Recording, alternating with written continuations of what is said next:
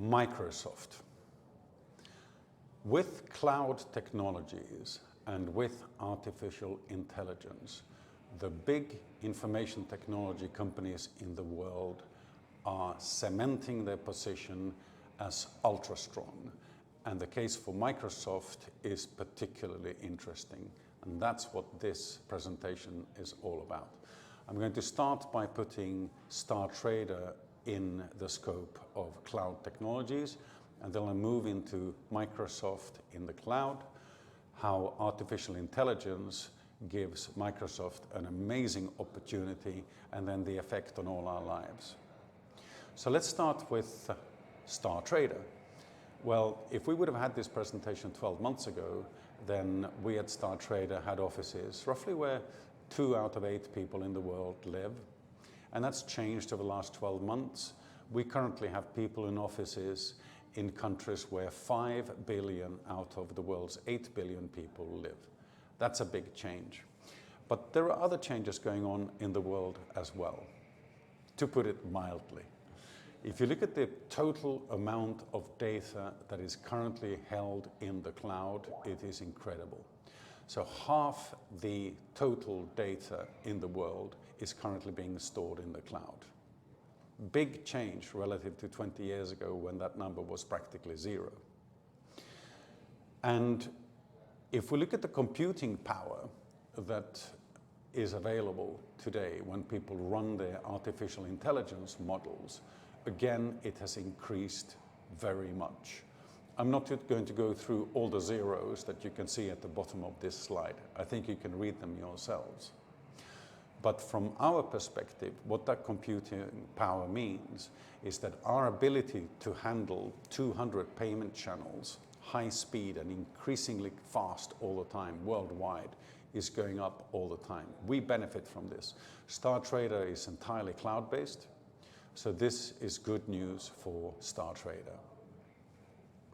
So where is this going? Well, again, 12 months ago, StarTrader did not have institutional clients, whereas we do now.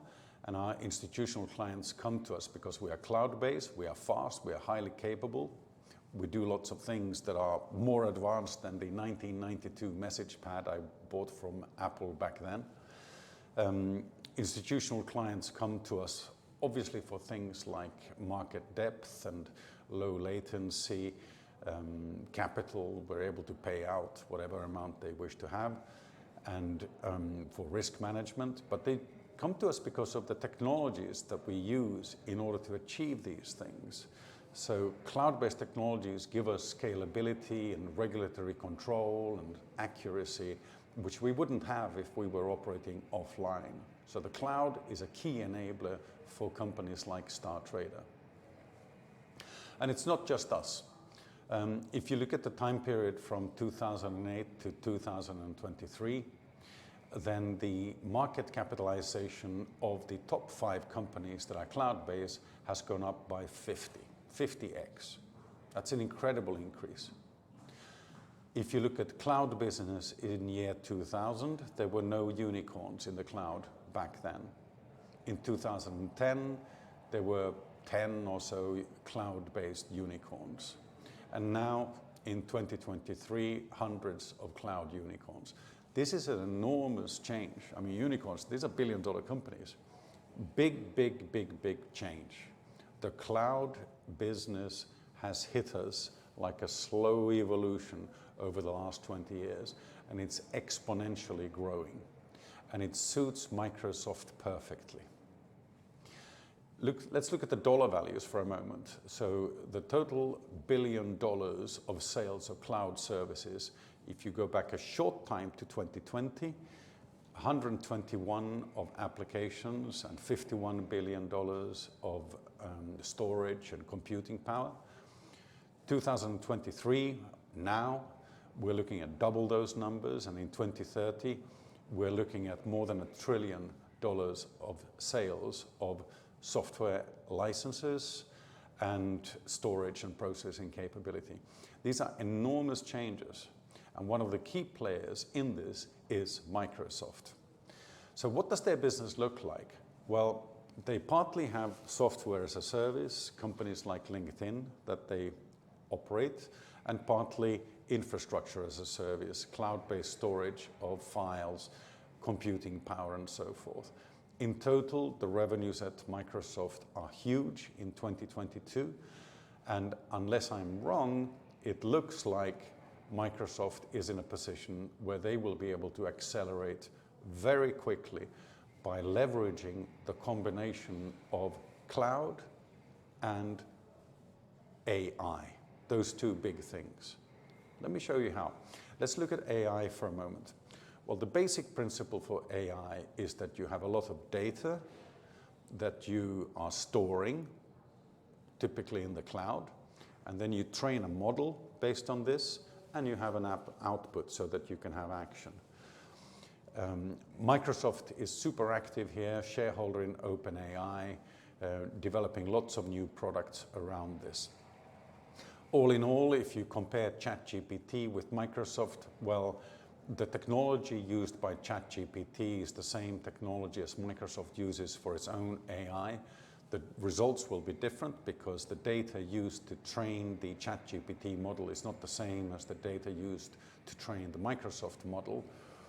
But Microsoft is right in there, right in the middle of this. And how does this play in? Well, if you open up Excel on your computer now, and if you select Insert, Add-in, and under Insert Add-in, you do a search for OpenAI, you will now find a whole bunch of third-party widgets which connect your OpenAI account to Microsoft Excel. You open up OpenAI, you log in, you go top right to your account, you generate a private key, you put it into the Excel add-in, and now these two are connected. And that means that today already you can ask AI questions from inside Microsoft Excel. You can ask, please can you give me the stock market valuations for the following companies? Please can you give me this text? These add-ins are coming into Microsoft Word, they're coming into PowerPoint, they're coming into Excel. So that alone is exciting, but it's a lot more than that, very much more than that. If you look at Microsoft Designer, then Microsoft Designer is, join the waitlist if you don't have an account, is an application where you can write the types of images that you're after. You write it down in normal words. And Microsoft Designer uses OpenAI technologies from the family of OpenAI in order to generate images that match what you're typing. You can see some examples here right now. This is mind-bogglingly good. Designer as a standalone application is awesome, and of course this can be retrofitted in other applications such as PowerPoint so that you get the graphics that you want for your presentation. This is changing the way that we use our computers, and Microsoft is right there in the middle of it. Also, if you're a software developer, you can use GitHub Copilot. And the way that GitHub Copilot works is that you're writing your code on one side, and right next to it, you can see the GitHub Copilot use OpenAI technologies in order to generate the type of code that you're after. And it doubles the speed of your work. Extraordinary use of AI. GitHub owned by Microsoft, Designer owned by Microsoft. Microsoft is right in the middle of this. So I think the way that Microsoft is in a position to use AI to connect the different things that Microsoft provides puts Microsoft in an incredibly strong position.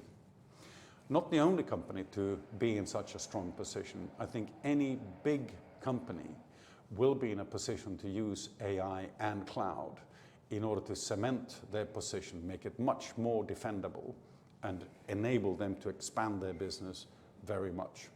Take a simple example.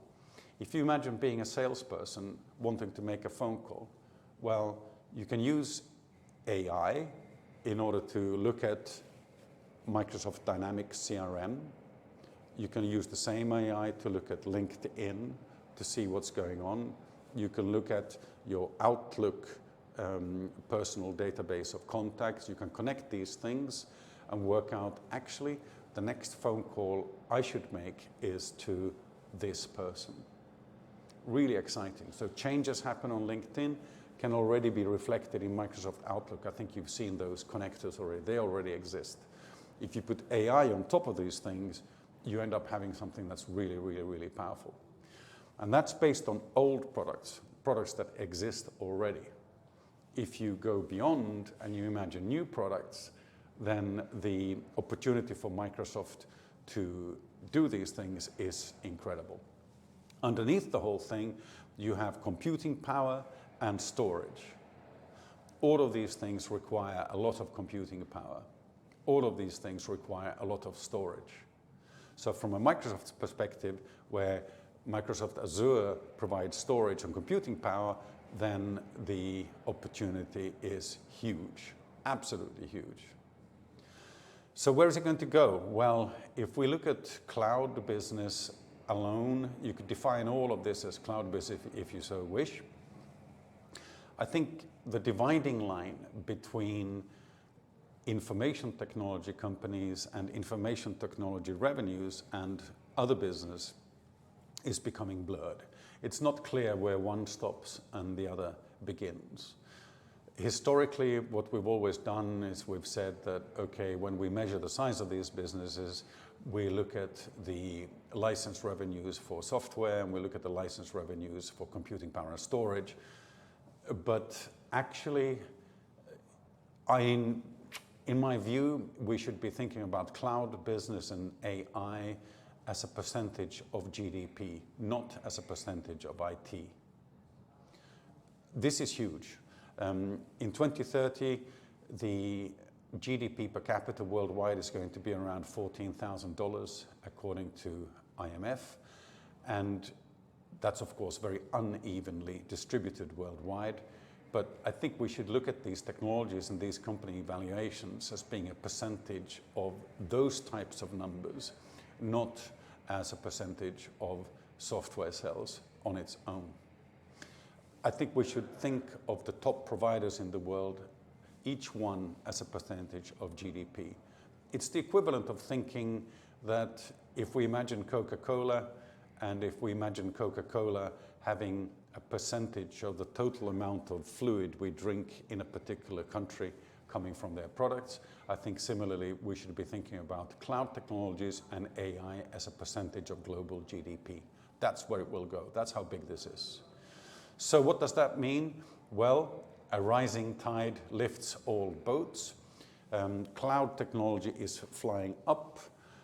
We're seeing software as a service, infrastructure as a service, really accelerating very quickly. And on top of that, we have all the assets that rely on these technologies in different ways. From a trader's perspective, get on board, because if things are going well, then there's an opportunity for traders to make a lot of money. So pick a planet, land on a planet, choose your account, work out how you want to trade. In working out what you want to do, please talk to your dedicated account manager. All of our services are cloud-based. There's a huge group of products that you can use in order to do your trading. Exactly which products you choose depends on you. It depends on where you are now and where you want to go in the future. So please talk to your dedicated account manager, work out what your journey is, what products you need in order to achieve your journey. And it's fun. This is fun. I think 2023 and 2024 in particular are going to be absolutely golden years for traders, but the whole decade is great from a trading perspective.